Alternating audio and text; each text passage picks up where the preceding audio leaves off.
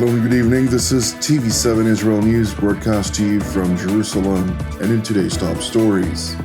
Israeli Foreign Minister Yisrael Katz notes that the only way for Israel to delay its ground offensive into the Gazan border town of Rafah would be for Hamas to accept a hostage release deal. Palestinian Authority Chairman Mahmoud Abbas calls on the international community to recognize the Palestinian state, irrespective of reality on the ground. Egypt insinuates that it would assist the Palestinian population in the event of an Israeli offensive into Rafah. IDF Chief of General Staff Lieutenant General Herzi Halevi approved and discussed plans with Southern Command Commanding Officer Major General Yaron Finkelman for the continuation of the war versus the Islamist Hamas and its affiliated terror groups in the Gaza Strip. The approved IDF plans, which have also been approved by Jerusalem's War Cabinet, include operational preparations for a ground offensive into the border town of Rafah. Consequently, the Islamist Hamas, weary of the nearing operation against its last and remaining stronghold, published videos showing 3 dual Israeli-American nationals in captivity as part of its psychological war efforts to thwart an Israeli offensive. Would simply point you to the fact that the War Cabinet meets right now to discuss how to destroy the last vestiges, the last quarter of Hamas's battalions in Rafah and elsewhere in Gaza. They're meeting right now. They're feeling the pressure, and what a surprise, they're starting to make pseudo-conciliatory remarks. We're not going to fall for it. I don't think anyone in the world would fall for it. The Israeli government spokesperson further noted that while Hamas attempts to convince the international community about its reinvigorated desire to negotiate a hostage release deal, both Washington and Jerusalem are clear-eyed about the Islamist group's deceptive measures. I would simply point you to the fact, to Secretary of State Blinken's comments, the US Secretary of State, where he points the blame completely and solely at the feet of Hamas. They walk away from any potential deal, even though Israel has really gone to extreme efforts to try and get our people home. It is Hamas which walks away. It is important to highlight that Israeli Foreign Minister Yisrael Katz, in an interview with Domestic Keshet 12 News, acknowledged that the only way for the international community to delay Israel's ground offensive into Rafah would be for Hamas to release all hostages. שחרור החטופים הוא בעדיפות ראשונה מבחינתנו. החטופות והחטופים, ואם תהיה אפשרות לעסקה, אנחנו נעשה עסקה. גם אם זה אומר לחכות עם רפיח בשלב הזה? כן. להשעות פעולה ברפיח כדי לקדם עסקה, למצות את הסיכוי לעסקה? אם תהיה עסקה, אנחנו נעשה פעולה, חד וחלק. אנחנו נעשה כל מה שניתן כדי להחזיר את החטופות והחטופים. לאן אנחנו יותר קרובים הערב? מבלי לפגוע בהישגי המלחמה, שחיילים הקריבו את עצמם, ונפלו חלל, ונפצעו, והמילואים, וכל העם מתגייס. כלומר, כל מה שאפשר, כן, לאפשר, אנחנו נעשה. לאן אנחנו להערכתך, אתה גם חבר הקבינט, קרובים יותר בערב הזה? לעסקת חטופים או לפעולה ברפיח? אנחנו מכינים את כל ההכנות לקראת פעולה, כי זה מה שצריך לעשות. אבל הלוואי שתהיה עסקה. U.S. Secretary of State Antony Blinken, ahead of his travel to the Kingdom of Saudi Arabia for the purpose of participating at a summit of the World Economic Forum and the Gulf Cooperation Council distinctly, emphasized that he supports anti-Israel protests on college campuses throughout the United States, irrespective of voiced support for the protesters by Hamas and the Ayatollah regime in Tehran. In parallel, Washington's top diplomat also seized the opportunity during his visit to China to blame the Islamist Hamas for bearing full responsibility for failed diplomatic efforts to secure a hostage release deal. And in our own country, it's a hallmark of our democracy that our citizens make known their views, their concerns, their anger at any given time. And I think that reflects the strength of the country, the strength of democracy. Now, as I've also said before, this could be over tomorrow. It could have been over yesterday. It could have been over months ago. if Hamas had put down its weapons, stopped hiding behind civilians, released the hostages, and surrendered. But of course, it has chosen not to do that. And it is also notable that there is silence about Hamas. It's as if it wasn't even part of the story. But, as I've also said repeatedly,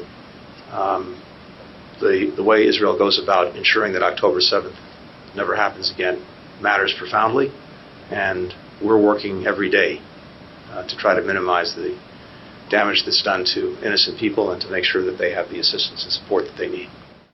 Secretary Blinken, who also highlighted Washington's hope for Beijing to assert its own influence over Iran to prevent tensions from escalating further throughout the Middle East, went on to travel to the Kingdom of Saudi Arabia, where he attended a session of the World Economic Forum, followed by a foreign ministerial summit of the Gulf Cooperation Council.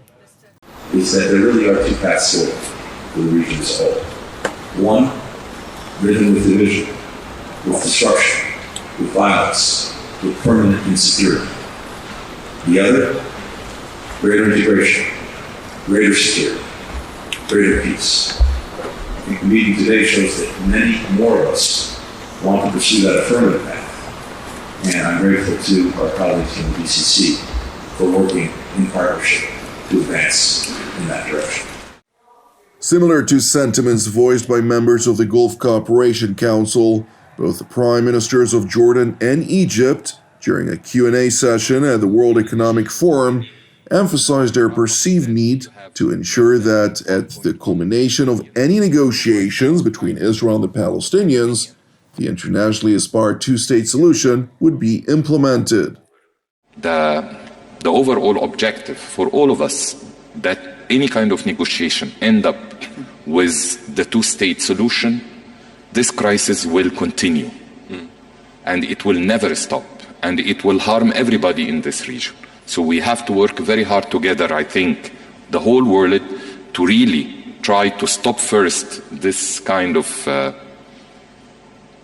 unhuman, of course, attacks on Gaza, but we have to work for the more, long-term objective of having the two-state solution. The Egyptian Prime Minister went on to voice Cairo's objection to Israel's looming offensive into Rafah, yet, in contrast to circulating reports, he insinuated that Egypt would stand by to assist the Palestinian population were to cross the border into Egyptian territory. Of course, this might entail, another displacement of those people who might seek any kind of safe place. So maybe they would, put a pressure to cross the border to Egypt. And of course, as Egyptian government, we are, from the humanitarian point of view, we will be ready, to provide all kinds of support to the Palestinian. While Egypt does not rule out a scenario of temporary displacement of the Palestinian population, as Israel remains steadfast in its obligation to eradicate the Islamist Hamas, Palestinian President Mahmoud Abbas, who received a seemingly warm welcome by the World Economic Forum, stressed the need to apply significant pressure on the United States, since it is regarded as the only nation that can frustrate Israel's intentions vis-à-vis Hamas and Rafah.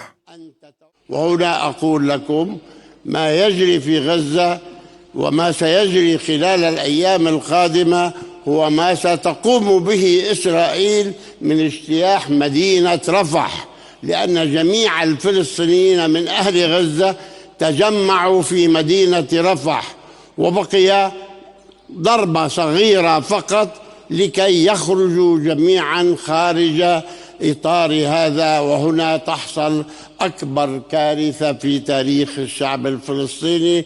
نأمل أن تتوقف إسرائيل عن هذا العمل، عن هذا الهجوم، ونناشد أمريكا، الولايات المتحدة الأمريكية، بالإيعاز أو بالطلب من إسرائيل أن تتوقف عن عملية رفح، لأن أمريكا هي الدولة الوحيدة القادرة على أن تمنع إسرائيل من ارتكاب هذه الجريمة. President Abbas, whose popularity plummeted in recent years to record lows, and as such lost territorial control over large parts of the so-called West Bank, with chief focus on northern Samaria, went on to call upon the international community to recognize a Palestinian state under his leadership, pledging to negotiate with Israel the functionality and boundaries of such an aspired state, irrespective of reality on the ground. Nevertheless, senior Biden administration officials have relayed a clear message to the Palestinian leadership, which demands for a fundamental reform of the Palestinian Authority, which is contaminated by both deep-rooted corruption and support for terror, and to ensure that the Islamist Hamas will never reclaim any role in a future Palestinian state. Thank you for watching TV7 Israel News. I would like to encourage you, pray for the peace of Jerusalem and salvation of Israel.